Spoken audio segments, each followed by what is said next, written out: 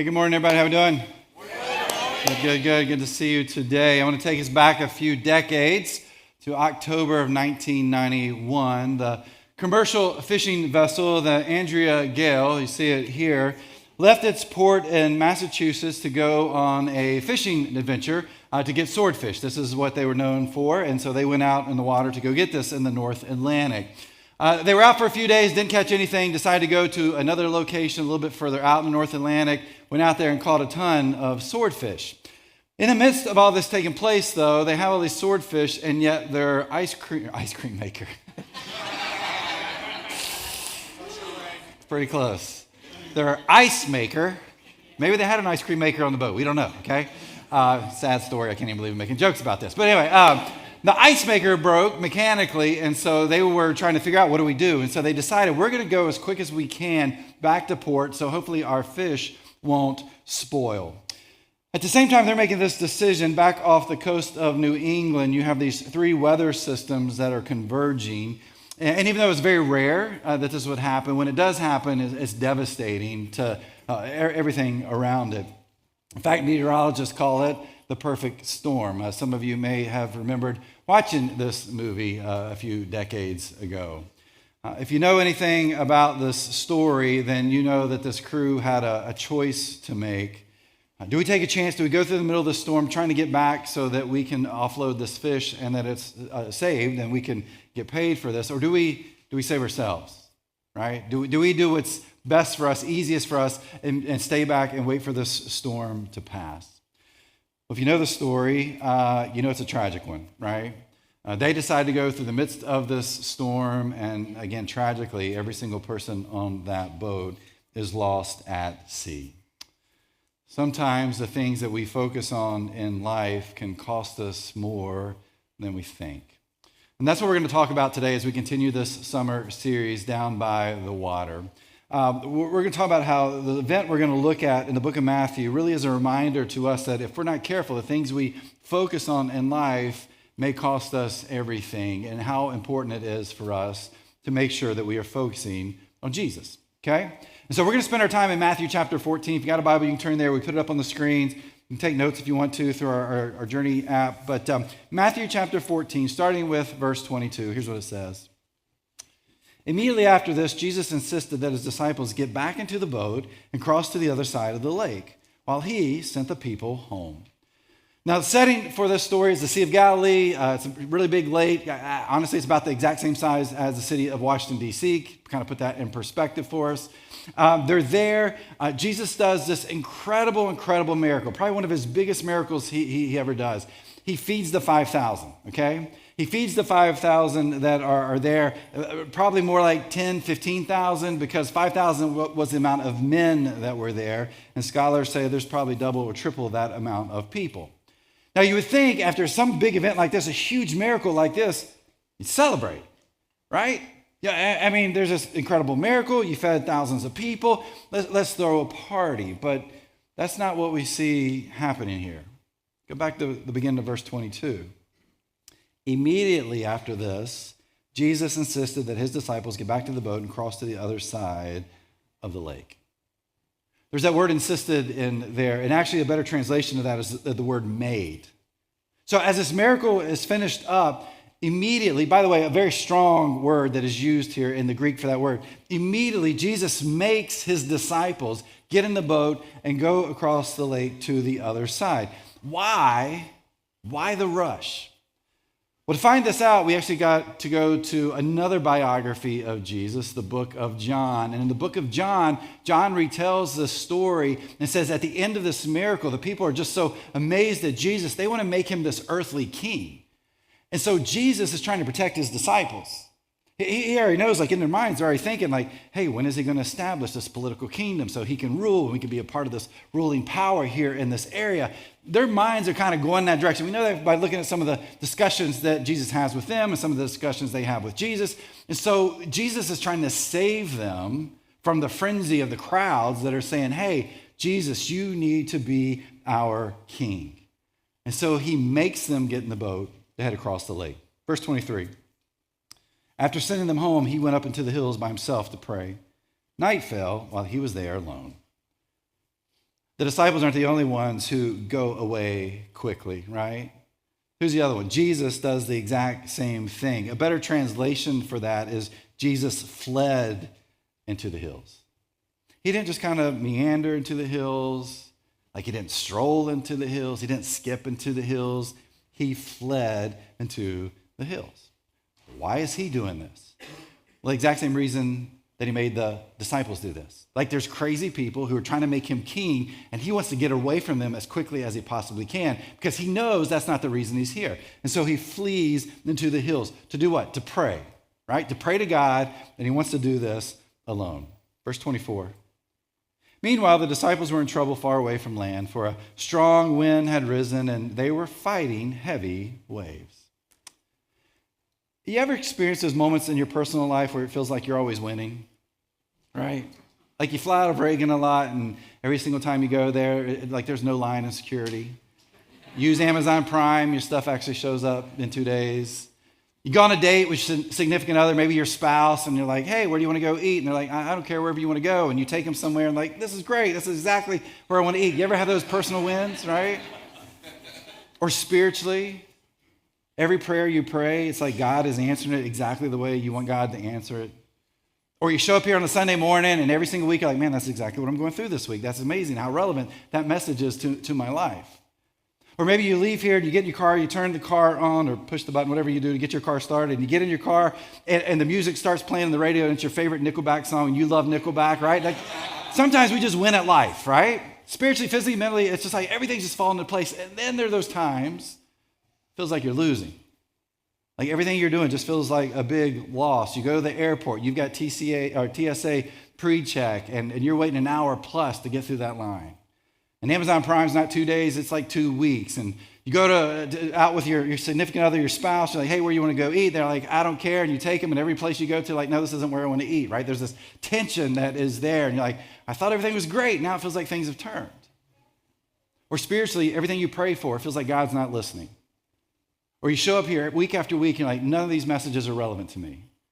You get in your car, you start it up, and Coldplay is playing. You're like, oh my gosh, I keep losing at life, right?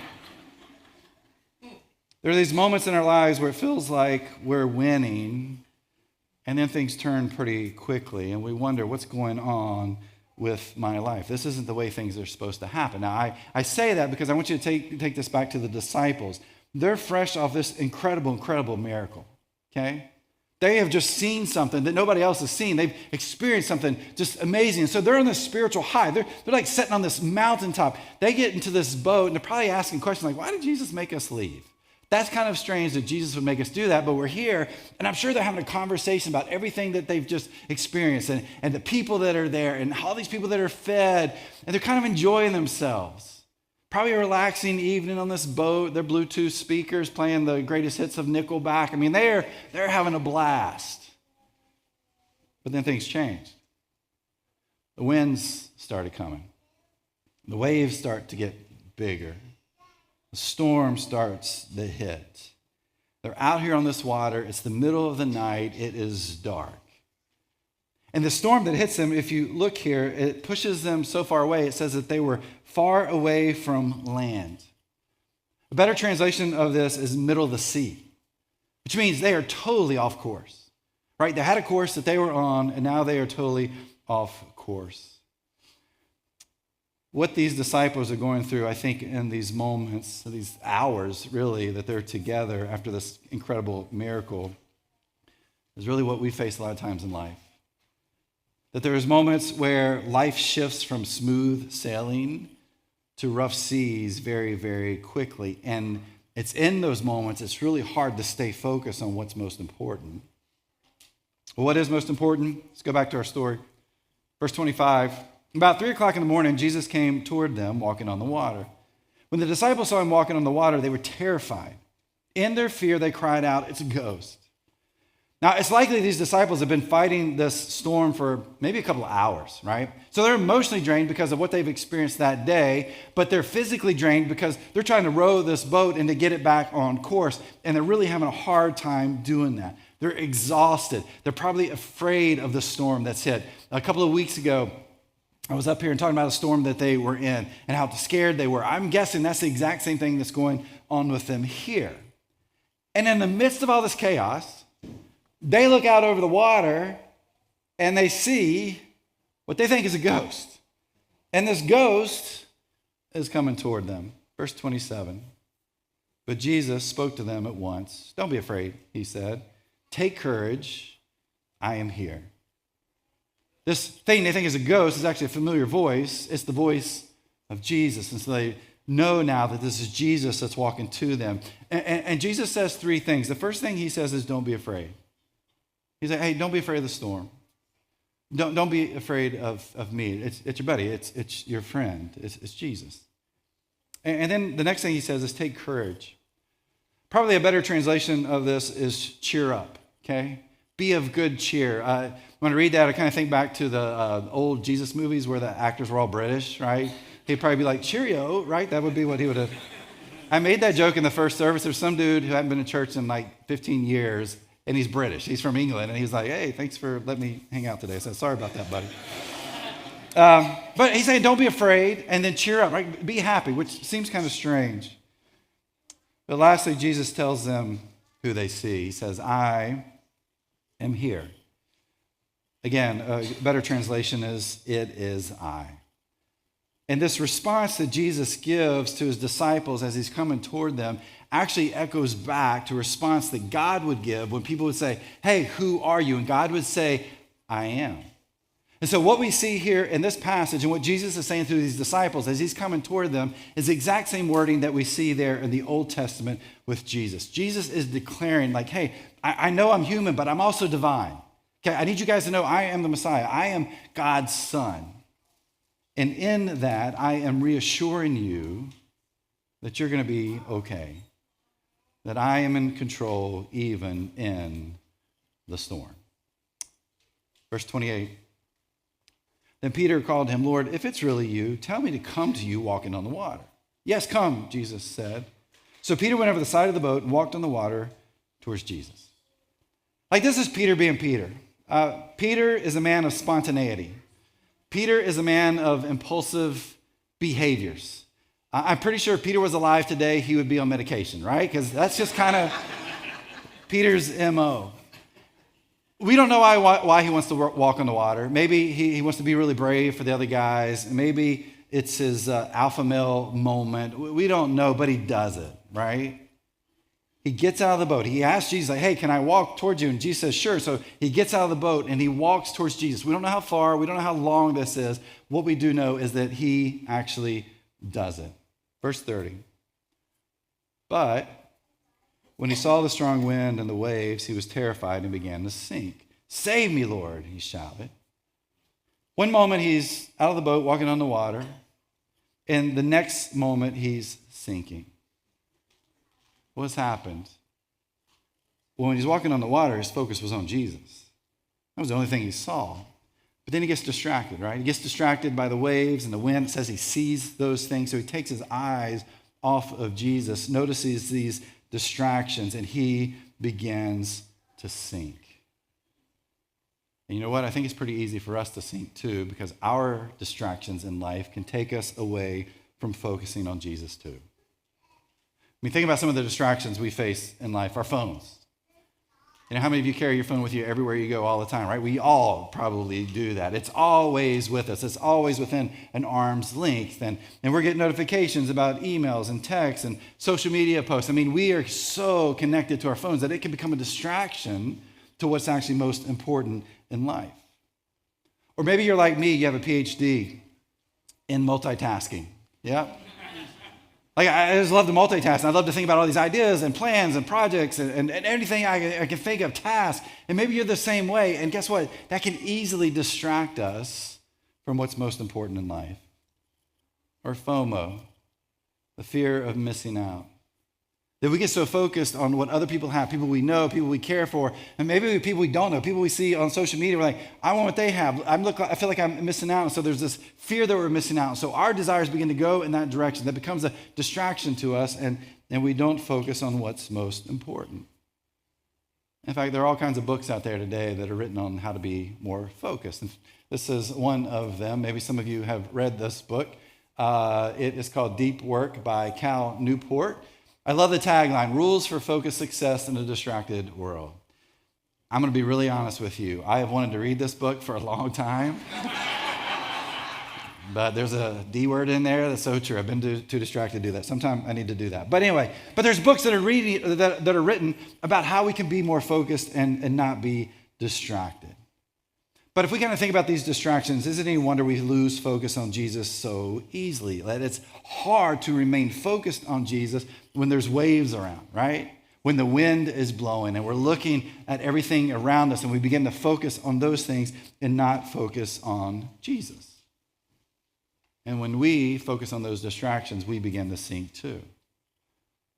The question is, what's distracting you right now? Like if you think about your life, what is it that you are most distracted by that's taking your focus off Jesus? Maybe some big challenges. You got some health issues, some mental health struggles. Maybe it's a financial debt that you're working through. Maybe there are these big challenges that are distracting you from Jesus. Could be relationships. That's big. Marriage.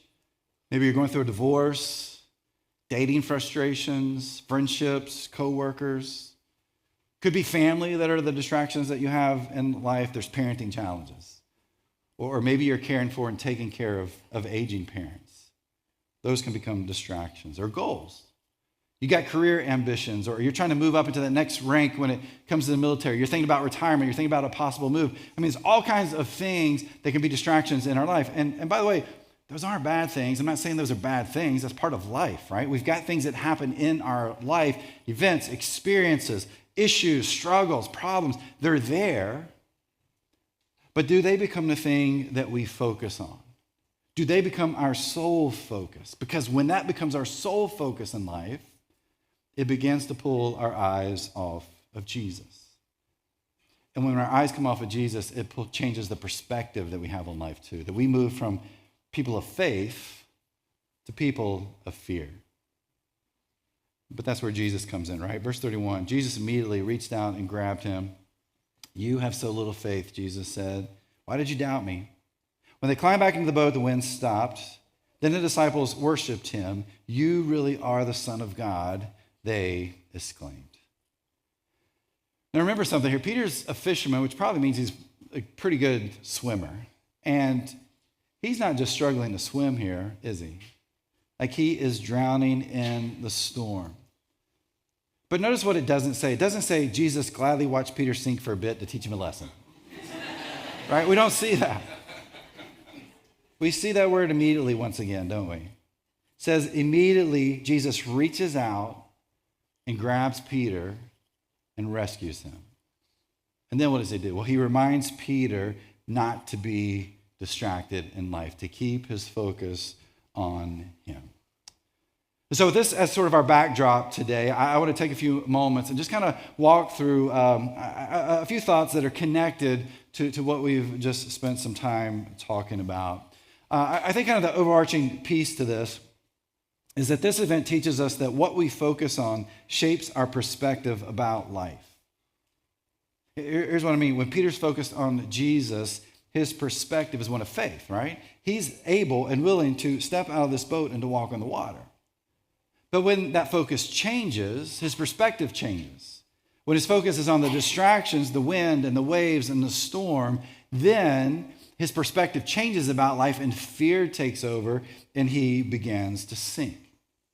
Now, with that in mind, let me kind of give you a couple of ideas here of how this focus shapes our perspective and how we can see this play out. First thing I would say is what we focus on influences the decisions we make in life. Peter focuses on Jesus. He's able to step on the boat. He's able to walk on the water. When it changes again, he takes his eyes off and he begins to drown. But this is a decision he makes, isn't it?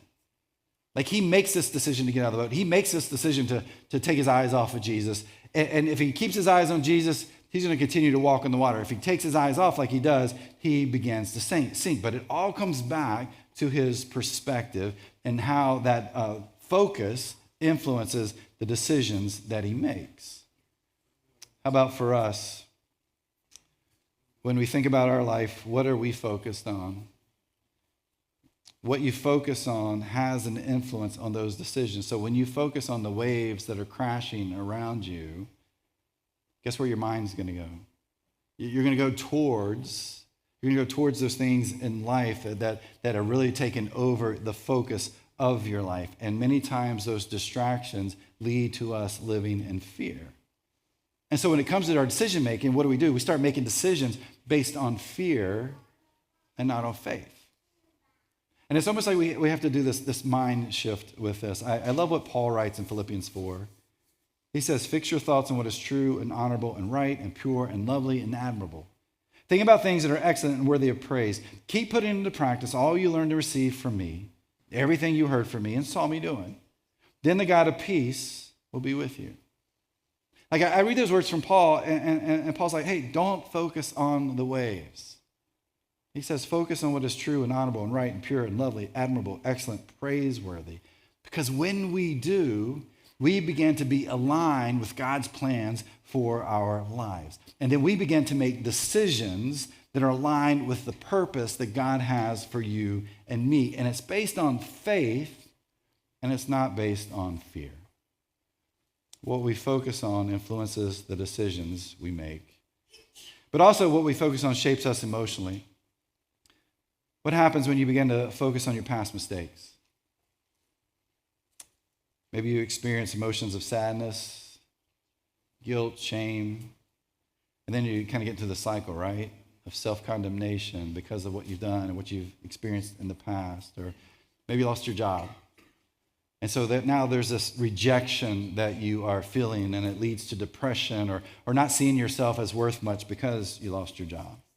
Or we start to compare ourselves to other people, and that brings insecurity and jealousy. Or we focus on things we can't control, maybe like global crises that we see all over the world, and it leads to anxieties and helplessness and frustrations. What we focus on shapes us emotionally.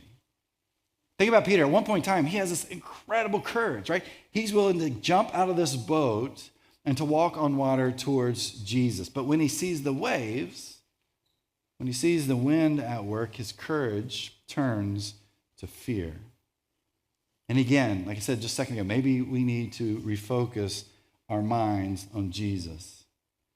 Isaiah 26 says, you will keep in perfect peace all who trust in you, all whose thoughts are fixed on you.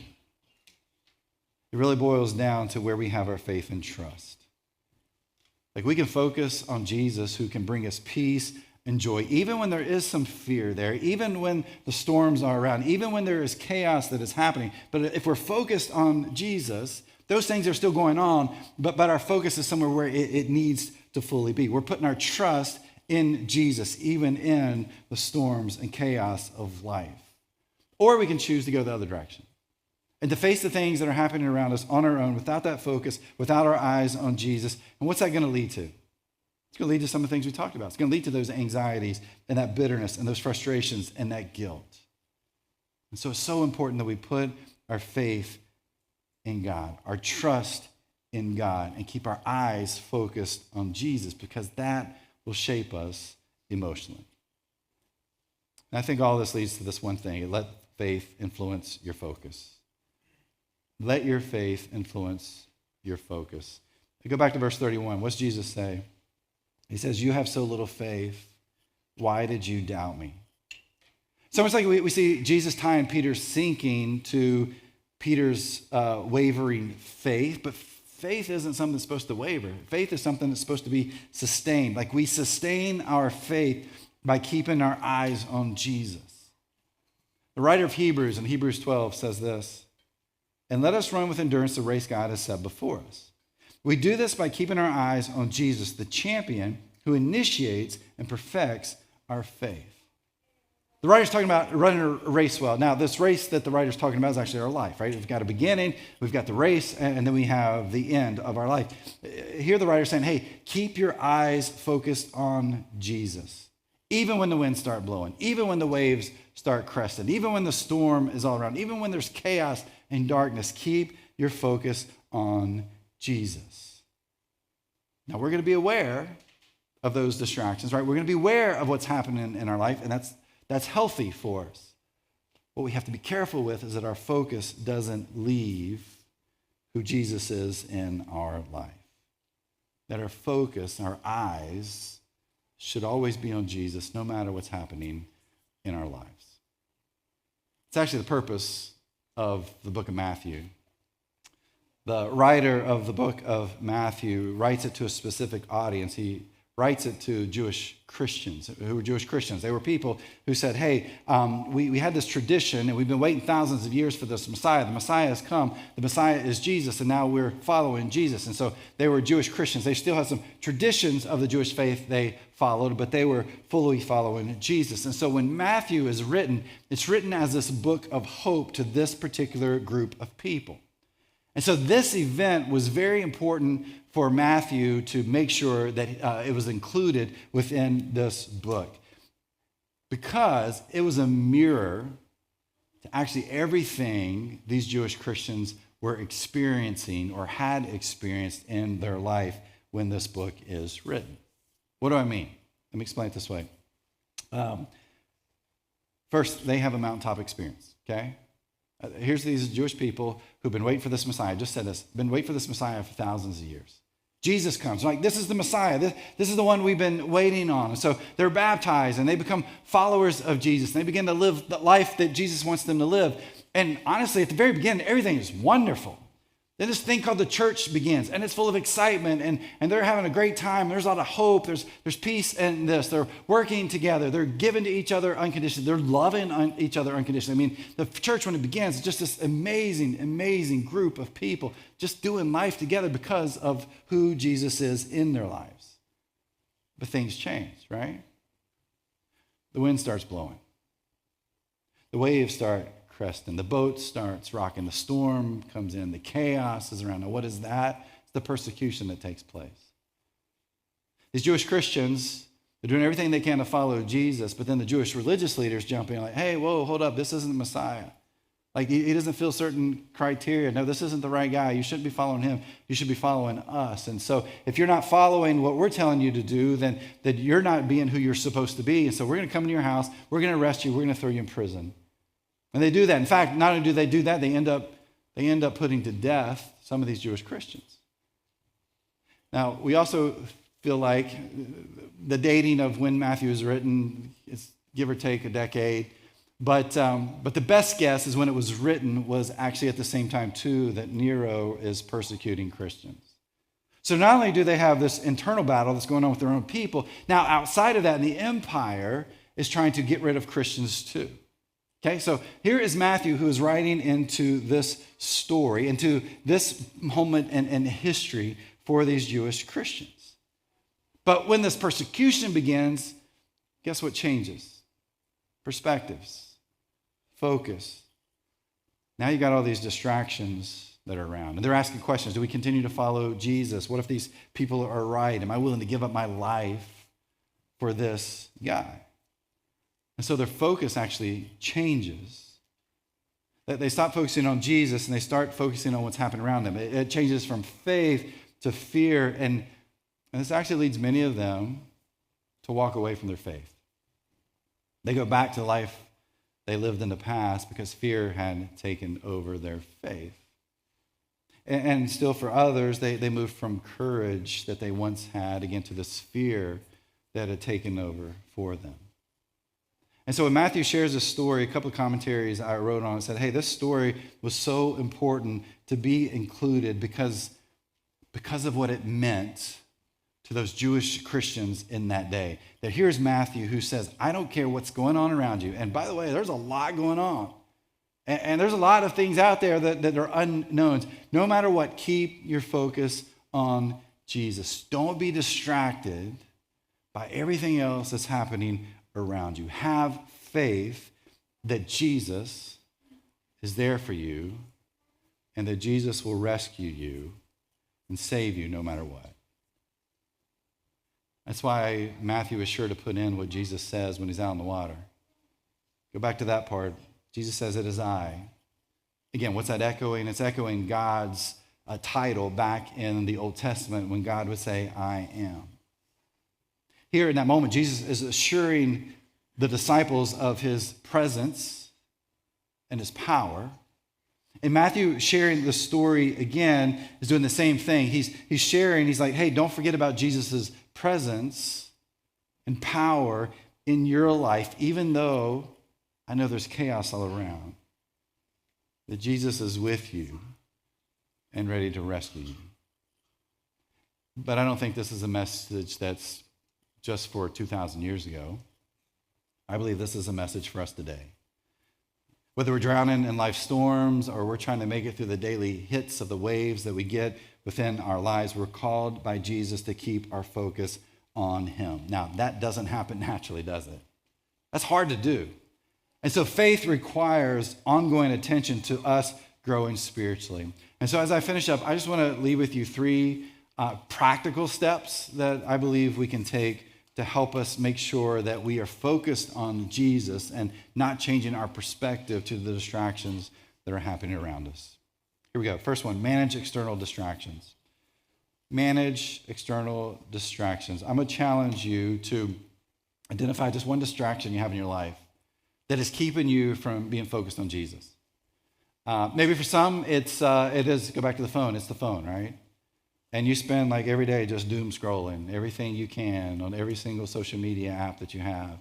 Hey, believe it or not, there's some negative stuff on there. I don't know if you know that or not, but and so the more negative stuff we take in, the more we kind of see life negatively, right? And that means we begin to focus on the distractions in life and not what's good for us, not where we should be putting our focus.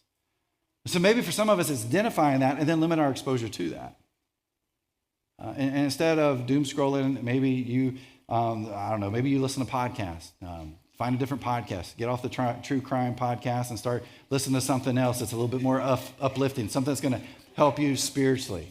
Or maybe it's the music you listen to. Maybe you just got to change the music and you're changing it from, Nickelback or Coldplay and you're going to something that's worship related, something Christian, something that's uplifting. Now, I'm not telling you to get rid of all that stuff. I was not going back to the 1980s, like, burn all your record players and all that stuff. I'm not saying that. I'm just saying we need to change, even if it's a little bit, to manage those external distractions that we have in life. Could also be getting out of specific relationships we have that are toxic, that again are negative. In a couple weeks here, Emily was talking about Next Steps Sunday, and we're going to have information about our groups. We'd love for you to get into a group, to be a part of a group, to hang out with people that, guess what? They got distractions in their life too, right? We all do. But we're trying to focus on Jesus and to be able to come together and share that and to pray about that and to help each other through that. Maybe we just need some encouraging people in our life. We don't have enough of that. And so in a couple of weeks, as we start talking about groups, jump into those. But whatever it may be for you, manage those external distractions. Once we begin to do that, I think it kind of leads us into this next one, cultivate intentional focus on Jesus. For some, your intentional focus is really a first step in your spiritual journey. I know we've been talking about baptism a lot throughout this series. That's been intentional. It's leading us up to next Sunday. Right now, I think, but the first service we had 8 people that were getting baptized. Now I think we have 9, maybe 10. I'm just going to go ahead and throw this out there. Our record is 10. We love to beat 10, all right? So not that it's a numbers thing, but I say that because I know there are people here today like, I haven't taken that step. That this is a step I need to take. I had a conversation with a lady after first service. She was like, I need to take this step. Maybe that's the place you are, that your focus is on so much of these distractions around you. That you need to be able to say, hey, Jesus, I need to focus on you. I don't know what that's going to look like. I'm not sure how to do this, but I know I can take this step. And maybe that's the step for you that you need to take. And if it is, in front of you, there's a QR code. You can scan that. You can let us know that you're interested in next Sunday and being part of that. You can do it through the app, or you can stop by our Next Step table like, hey, I just got a couple questions. Like, we know that people need to take that step. And for some, it may be the one thing that begins our focus in our spiritual journey to be on Jesus. But then what about the rest of us, right? Like, hey, I've taken that step in my life. Well, what do I do? It's going to sound so trite because we're at church, but it's spiritual disciplines. Like spiritual disciplines are a way to get us away from the distractions that we have in life and to help us focus better on Jesus. Let me give you something very simple, because from most of the conversations I have, I know this is a struggle for a lot of people, okay? Put 10 minutes on your calendar every day. We schedule everything in this world today, right? You schedule absolutely everything. Put 10 minutes on your calendar, whether it's in the morning, sitting at breakfast, lunchtime, evening, before you go to bed, and just do these two simple things, two simple spiritual disciplines. Spend a little time reading scripture and pray. Now, there's a lot more that we can do spiritual discipline-wise, but I find that most people struggle mostly with these two. Spend a little time in scripture and spend a little time in prayer. Like, what do I read? Go back to Matthew. If the whole purpose of Matthew is to help people focus on Jesus, maybe that's the starting point for us, right? Grab a little notebook, and then every day just read a little section. Don't try to read chapters at a time. If you've never done it before, you will quit very quickly, right? Just read a little section. Read it, write down what you're reading, and then when you finish, just write down a sentence like, okay, this is how I see this is helping me focus on Jesus. That's all you got to do. And then spend a little bit of time in prayer. When we begin to focus on Jesus in scripture and prayer, it will change who we are, right? It'll change our focus from the distractions that are all around us to move in us to be more like Jesus, to think more like Jesus, to be really a part of what God's plan is for our lives and the decisions we make and where we are emotionally. It'll change everything about us. But it takes time and effort to cultivate intentional focus on Jesus. And once we begin to do that, it's going to reframe our challenges. That when we manage our distractions and we intentionally focus on Jesus, it's going to reframe those challenges that we have in life. So when that next storm hits, you're not like Peter, distracted by the waves and the wind. No, you're somewhere else. You're able to walk through the chaos and the darkness and the distractions because of Jesus in your life, because your focus now is on Jesus. And he's leading you through. God's Spirit is with you, leading you through whatever you may be facing. That's the beauty of who Jesus is in our lives. And once we reframe those challenges, man, we become the people God has created us to be.